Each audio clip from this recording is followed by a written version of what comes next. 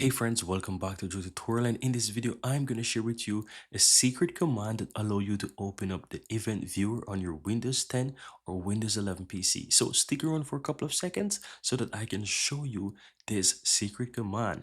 Go ahead and press the Windows key on your keyboard and type in run, guys. Open up the run command.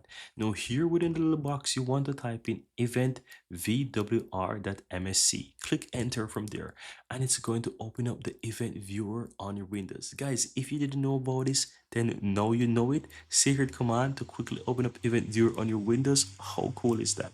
If you found value here, guys, give this video a like. Let me know in the comments below. If you have any question, hit that subscribe button and check out the playlist towards the end of this video where you can find more videos just like this one. And guess what, guys? Many more videos just like this where I'm sharing with you secret commands to open up a ton of different applications on Windows. So if you want to see those, don't miss out, hit that subscribe button and you will never miss it. Thank you guys for watching and see you next time.